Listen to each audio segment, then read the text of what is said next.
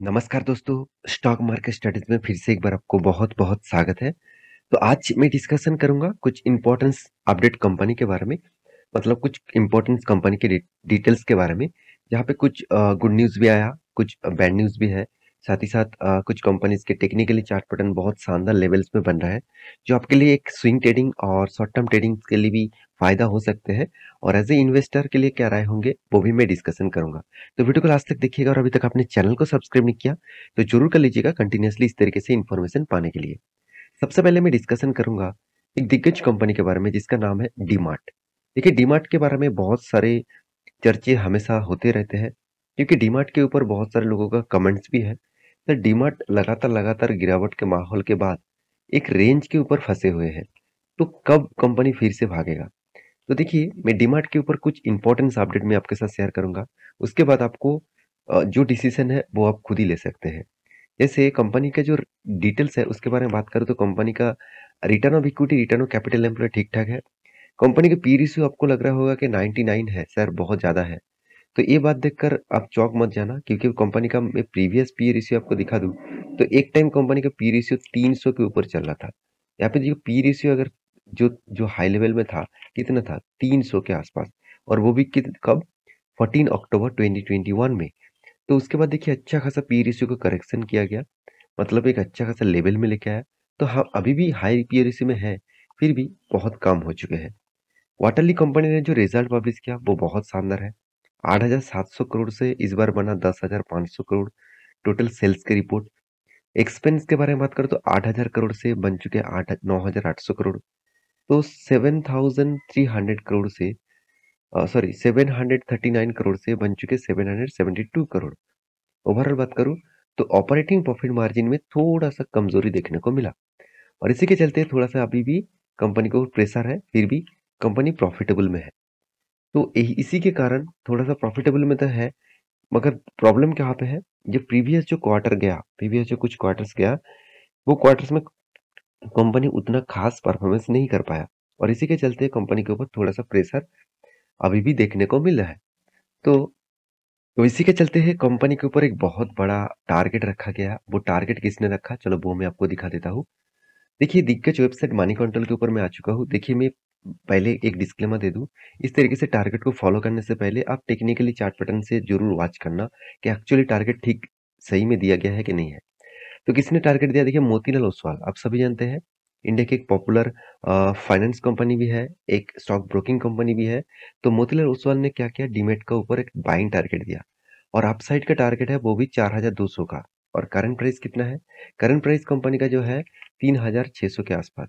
इसका मतलब around around आप बोल सकते हैं 600 पॉइंट का टारगेट अभी कंपनी के ऊपर दिया गया है।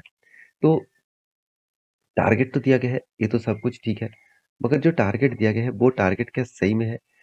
तो कितना परसेंट है? 18% का टारगेट यहाँ पे करंट मार्केट प्राइस से 18% का टारगेट दिया। तो यहाँ पे टारगेट किस बेसिस में उन्होंने दिया वो देखना भी जरूरी है।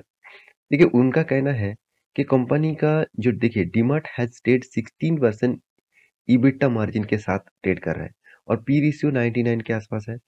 तो कंपनी 58 पर 8x price earning per ratio में कंपनी ट्रेड कर रहा है।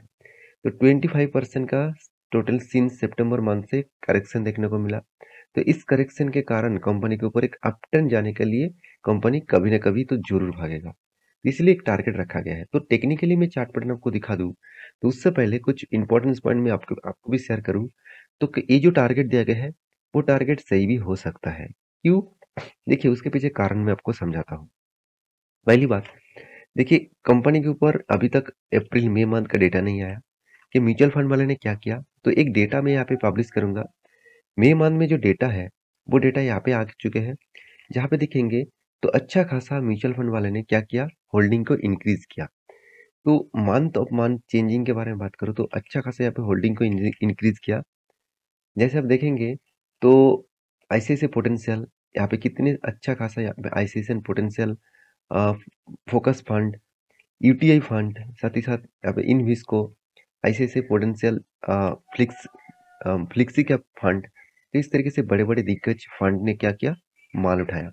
इसके चलते है यही कहूंगा मैं, इस कंपनी के ऊपर जो स्टेन है वो स्टेन अच्छा खासा देखने को मिला क्योंकि बहुत सारे म्यूचुअल फंड वाले ने इस कंपनी के ऊपर फायदा उठाया। तो मैं बार-बार बोलता हूँ, जब अच्छे कंपनी सस्ते दामों में मिलता है, तो रिटेल पब्लिक क्या करते हैं, वहाँ पे माल नहीं उठाता। वो कब माल उठाते हैं, हायर लेवल में जब शेयर रहते हैं, तब माल उठाएँगे। तो मैं ज़रूर कहूँगा इस तरीके से मत करिएगा, क्योंकि जिस तरीके से म्यूचुअल फंड वाले और इंस्टीट्यूशन काम करते हैं, उसी तरीके से आप सोचेंगे तो आपको सस्ते दामों में शेयर मिलेगा और अच्छा खासा शेयर मिलेगा। तो मैं ज़रूर कहूँगा यहाँ पे जो ट्रेड बन रहा है, बहुत स्ट्रॉन्ग ट्रेड है, क्योंकि देखिए एक बार इस सपोर्ट बहुत स्ट्रॉन्ग है, जहाँ पे एक बार नहीं 2 बार, 3 बार और 4-4 बार टच टच किया। देखिए कोई भी स्टॉक अगर 4 बार टच कर रहा है, तो कुछ टाइम ऑफ पीरियड में ये भी देखा जाता है, अगर लोअर साइड में ब्रेक डाउन करे, तो आपको गिरावट का माहौल दिखेगा। 2647 तक इसका करेक्शन देखने को मिल सकता है। अगर अपर साइड में ट्रेड करे और 200 डेज़ वॉल्यूम को ब्रेकआउट करे, तो नेक्स्ट लेवल जो रहेगा, वो 4600 तक लेवल रह सकता है। तो जो टारगेट मोतीलाल ओसवाल ने दिया, वो अच्छा खासा टारगेट है, वो टारगेट हो भी सकता है, क्योंकि इसी तरीके से एक नज़रिया देखने को मिला है। तो ये था फर्स्ट कंपनी का न्यूज़। और सेकंड जो कंपनी उसके बारे में डिस्कशन करूँ, तो सेकंड कंपनी कौन-सा है? जिसका नाम है ईथर इंडस्ट्रीज़ लिमिटेड, जो देखा जाए तो एक केमिकल सेक्टर से बिलॉन्ग करने वाला कंपनी है।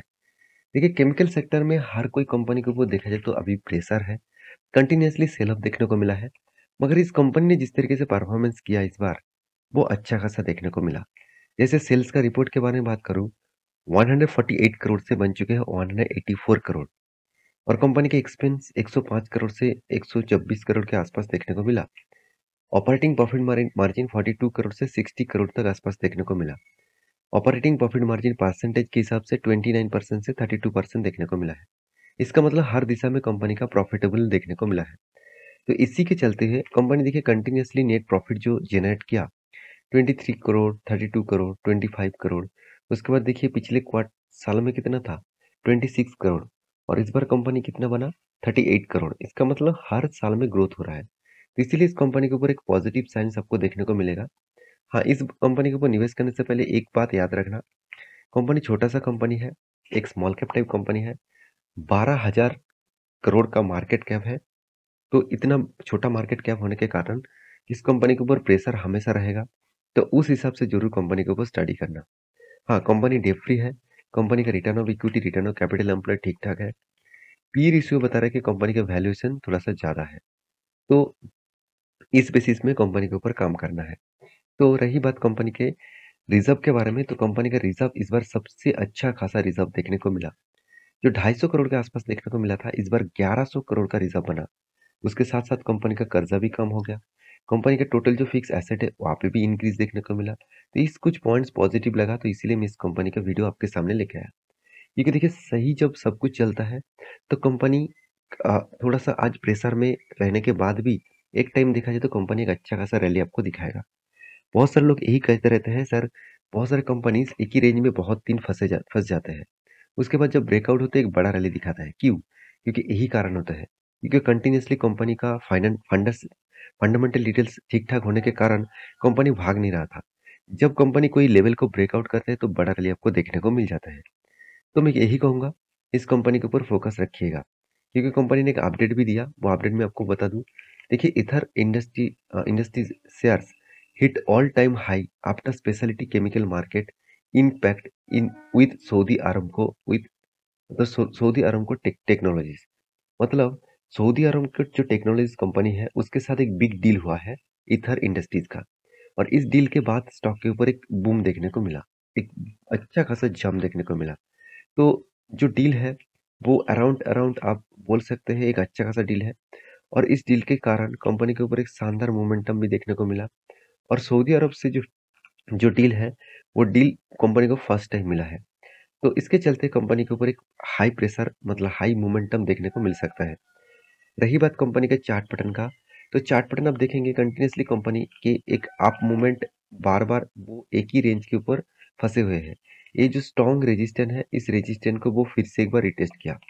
अगर यहाँ पे डायरेक्टली अगर इस तरीके से ब्रेकआउट देखने को मिले, तो एक बड़ा रैली देखने को मिलता है। मगर यहाँ पे जो कैंडल क्रिएट हुआ, जो एक शूटिंग स्टार जैसे कैंडल है, एक शूटिंग स्टार कैंडल यही बताता है कि कंपनी के ऊपर एक शार्प करेक्शन देखने को मिल सकता है।